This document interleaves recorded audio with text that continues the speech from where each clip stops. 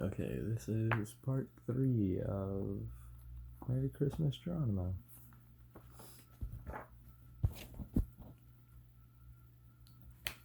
I went up to him. Anything I can do to help? I asked. The driver stared up at me. I'm dead. I'm a dead rat, he sobbed. I was supposed to deliver 10,000 ratberry rat balls to the mayor's mansion for the big Christmas banquet tonight. But I had to stop short to avoid an accident, and now the rat balls are all over the road. I'll be fired for sure.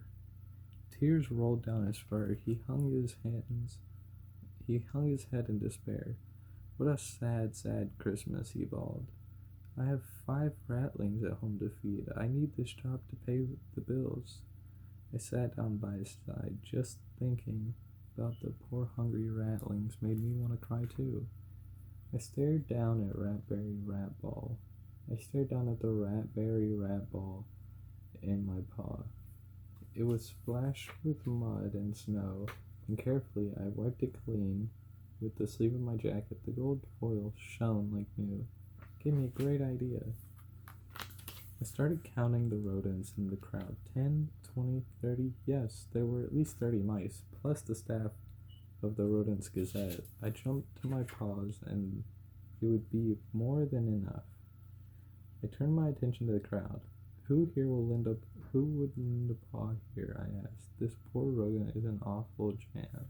Isn't an awful jam. If we can clean up these chocolates, he can make his delivery to the mayor's mansion. I waited. No one would move a tail. Maybe they needed me to show them how. I thought I had begun to clean off one of the muddy rat balls. When I was done, I placed it in the truck and grinned at the crowd.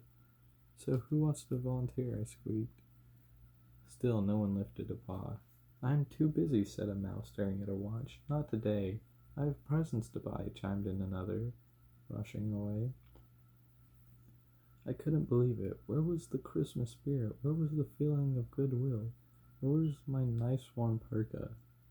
I had left it back in the office. I was freezing my whiskers off. Just when I thought I would die from the cold, an elderly mouse spoke up. I will help, he croaked in a feeble voice. Christmas is not at all about presents, you know. Then he bent over, leaning on his cane. He picked up a raspberry rat ball and polished it off with his paw kerchief. Now there were 2 shiny rat balls in the back of the truck. 2 down, 9,998 to go. This was going to take a little bit longer than I thought. Any more volunteers? I tried again. The crowd looked at one another. After that moment, a biker mouse dressed all in leather picked up a raspberry rat ball. Another mouse holding a young mouse by the paw pitched in. Come on, Bosley, you can pick up some chocolates too, I heard her murmur. Let's help that poor rat. Next, a polished-looking businessman sat down his briefcase. Soon, he too was picking up chocolates. A mailman dropped his bag full of letters. The newspaper mouse on the corner left his stand. A group of school mice joined in as their teacher watched. Even the rodents at the Squeak and Brew left their coffee and cheese Danish to help out. I ran to my office and I had to round up the staff. Stop the reading, stop the writing, stop the press, I shouted. Come give me a paw. We must polish each raspberry chocolate until it shines like new. By now, many curious rodents had stopped by to see what was going on. Once we had explained, they began to help. Soon there were more than 100 rodents picking up the chocolates in front of the Rodents Gazette. WMIC, a local radio station, sent out the word. Attention everyone, lend us your paws. Come to 17th Swiss Cheese Center and help out a poor rat down on his luck. The crowd of mice grew and grew as they worked. They chattered with one another. I listened to everyone laughing and joking. It was like a regular party. Now all we needed was a little music. I began to sing one of my favorite Christmas songs, Santa Mouse is Coming to Town. Soon the whole crowd was singing along. Don't you just love the holiday season? It puts everyone in such a good mood, especially me. I didn't even feel cold anymore. I watched Benjamin shining chocolates with Bosley. I watched my secretary, Mousella, working side by side with the male mouse. Before I knew it, I was holding the last raspberry rattle in my paws. I cleaned it up and gave it to the driver. Here you are, I said cheerfully.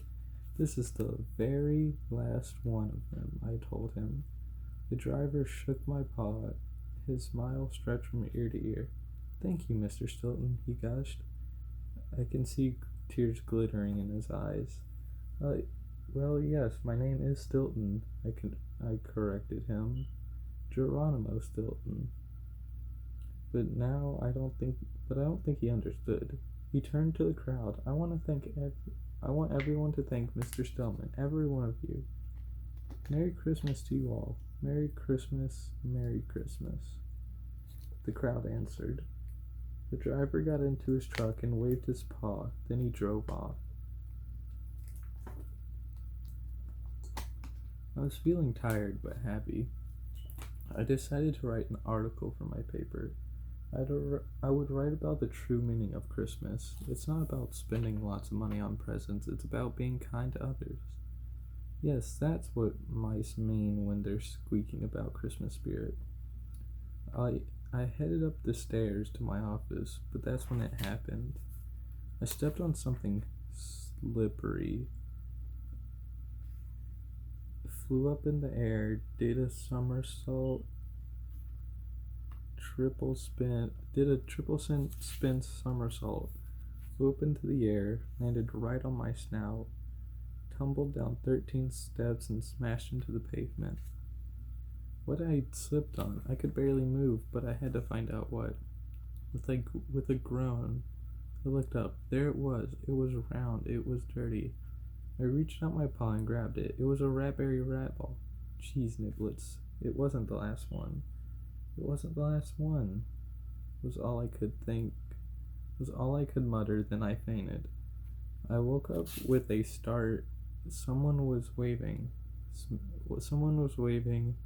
a smelly jar of grated Parmesan cheese under my nose. Minutes later, the ambulance arrived. I was carried away on a stretcher. The sirens wailed as we headed for the nearest hospital. Rancid rat hairs, what a horrible Christmas Eve.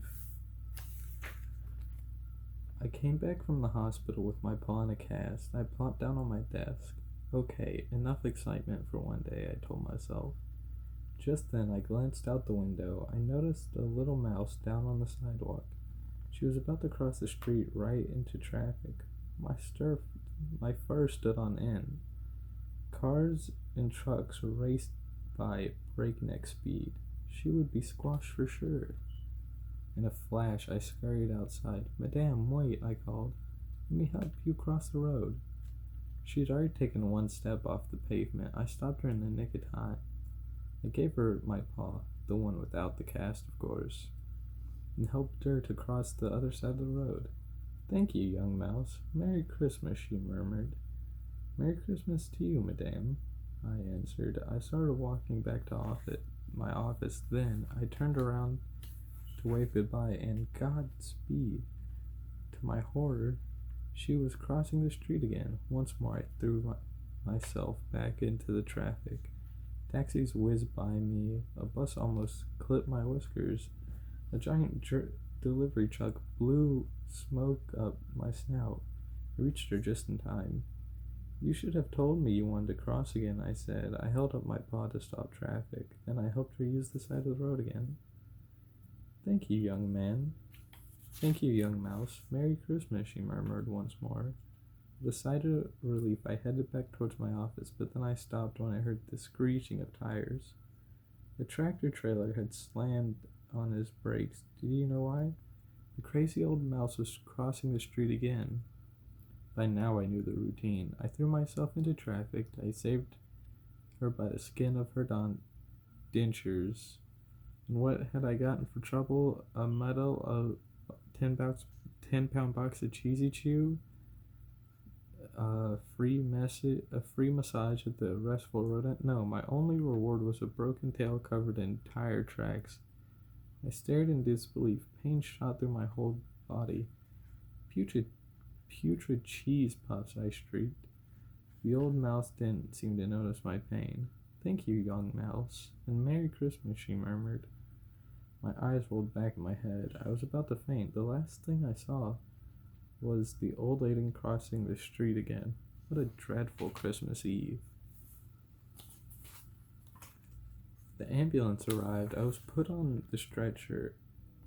One of the nurses recognized me. You again? He exclaimed. The other nurse looked down at me. Ah, it's you again. Geronimo Stilton, isn't it? I wanted to tell him that my name was Geronimo Stilton, but I didn't get a chance. He turned around and tripped over the stretcher. I slid off and hit my face. Now I had a bruised snout and a broken tail. They drove me to the hospital. The sirens blasted my eardrums. I squeaked in pain, but I couldn't even hear my own cry. I couldn't hear a thing. I closed my eyes, and when I came to, I was in a hospital bed. Dr. Mender Mouse was leaning over me. He was wrapping my tail in a cast. Here again, he said. You should be more careful. Why don't you look before crossing the street? You brainy mice, always with your head in the clouds. You're a publisher, aren't you, Mr. Geronimo? I wanted to tell him